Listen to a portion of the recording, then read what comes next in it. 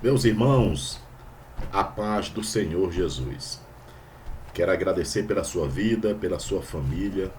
Quero agradecer por tudo que Deus tem proporcionado em nossas vidas, tá bom? Terça-feira o tema do nosso ensino será a importância do culto no lar. Mas hoje eu já quero antecipar para você uma palavra sobre esse assunto, tá? E depois falar outra coisa muito importante, tá? Em Gênesis 6, verso 8. Noé, porém, achou graça aos olhos do Senhor. Estas são as gerações de Noé. Noé era varão justo e reto em suas gerações. Noé andava com Deus.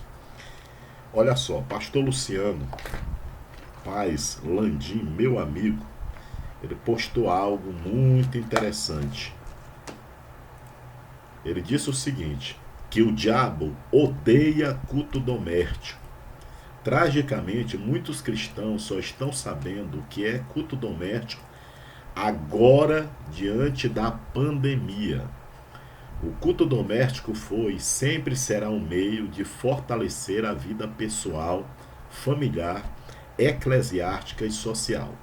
Os puritanos faziam o culto doméstico diariamente e, detalhe, algumas vezes ao dia.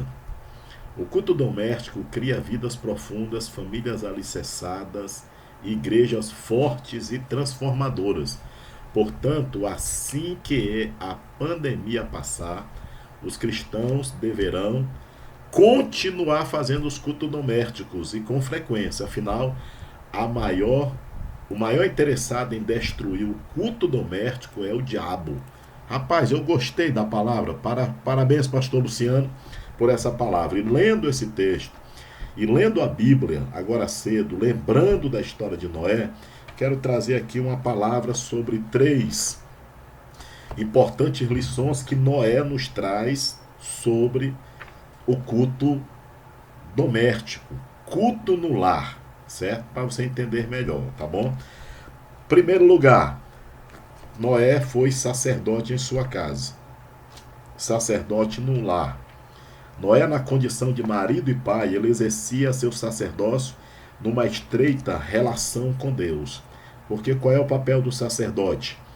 Sacerdote recebe a palavra de Deus e transmite ao homem. No caso do culto familiar, o pai, a mãe, recebe a palavra de Deus, direto do próprio Deus, e transmite aos filhos. Você é sacerdote no lar. Coloque isso no coração. Escreva na capa da sua Bíblia. Eu sou sacerdote da minha casa. Noé foi sacerdote na sua casa e deixou exemplo para isso. Número 2, comunhão com Deus. Noé, como sacerdote, era um elo entre Deus e a família. Eu oro por meus filhos, eu intercedo por meus filhos, eu intercedo pela minha esposa. Minha esposa ora por mim, intercede por mim, meus filhos oram por mim. Eu lembro que uma vez eu pedi para que meus filhos orassem por mim. E eles colocaram as mãos sobre mim e oraram por mim. Você está entendendo? Deu para entender? Comunhão com Deus. Deus falou com Noé. Deus falou com Noé no capítulo 6. Noé, constrói a arca. Deus falou. Noé ouvia a voz de Deus. Comunhão, certo? E a fim de conversar com o patriarca. Em último lugar, exemplo moral, certo? A conduta de Noé, a confiança em Deus. Quando Noé falava, os filhos diziam, realmente, o que meu pai está falando é verdade, porque meu pai vive a verdade. Viva a verdade, certo? Isso inspirava a confiança nos filhos. Por causa disso, construir a arca. E o projeto da arca não foi um dia. Nós estamos em quarentena. Aí até o dia 5 de abril, com certeza vai prolongar. Noé, biblicamente falando, historicamente falando, teologicamente falando, 120 anos construindo a arca, convivendo com os filhos, 120 anos para alcançar um projeto. A Bíblia fala que era 100, certo? Mas o que eu quero que você entenda com isso? O tempo que eles tiveram juntos.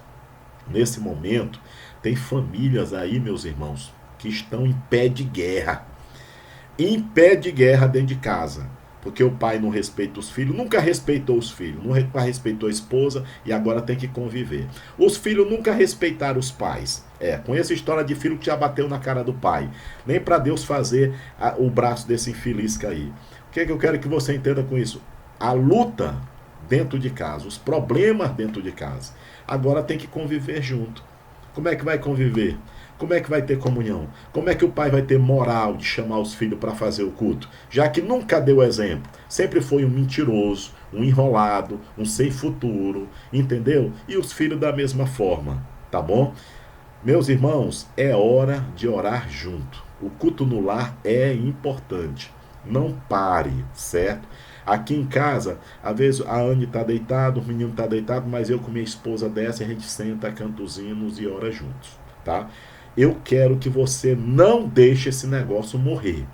Ore, nosso projeto é 3 vezes ao dia, então vamos orar 3 vezes ao dia. Vamos ter o exemplo de Noé. Amém? Número 2, outra coisa que eu quero falar com você é o seguinte: cuidado com as profetadas de hoje, tá? Porque o que tem de profecia aí de áudio, é porque eu estava orando e Deus me revelou, Deus me falou que o anjo da morte está andando por aí, Deus me revelou que tem que fazer tantos dias de jejum, de oração. Irmão, pelo amor de Deus, nossa revelação é essa aqui, ó, a Bíblia Sagrada. Deus não tem que revelar nada novo para ninguém, está escrito. Mas o problema é que o povo não lê o que está escrito. Não lê a Bíblia, não estuda a Bíblia. Aí fica ouvindo um monte de besteira. Deus revela, sim, claro. E tem que revelar. Deus tem que revelar para mim que sou homem de Deus. Deus tem que revelar para você que é um homem de Deus, uma mulher de Deus, um jovem de Deus. Agora, revelar para gravar um áudio, para espalhar terror... Meus irmãos, pelo amor de Deus, vamos ter sabedoria. Você é inteligente, entendeu? Nosso culto é racional, você pensa, certo? Que vai morrer, vai. Sempre morreu gente no Brasil. Não, porque agora Deus me revelou que o anjo da morte vai estar passando por aí. Ele sempre andou por aí, irmão, final de semana, hein? Nas boates, nesses lugares aí mundando, sempre teve morte, sempre teve assassinato, sempre teve boate pegando fogo. Entendeu? Então agora pode acontecer por causa da epidemia. Aí o pessoal vem com história de revelação. Outra coisa também, Deus vai lhe revelar as coisas, mas guarde no coração isso: você não é mais espiritual do que ninguém.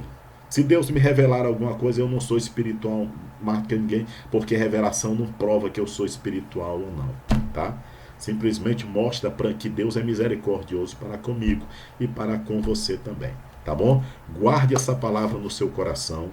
Amanhã, terça-feira, 19h30, vamos transmitir o nosso culto de ensino. Meu desejo é transmitir lá do templo, mas vamos orar, porque o projeto do nosso presidente é que a gente fique em casa. Eu estou feliz demais por ficar em casa com a minha família. Acordar cedo, pode nem abraçar a esposa, mas de longe, andar a paz do Senhor assim de longe está bom demais. Meus filhos em casa e conversar e tal. Aqui em casa está uma comunhão abençoada. Eu espero que na sua casa também, tá bom? Deus te abençoe, meu irmão. Guarde essa palavra no seu coração. Muito obrigado.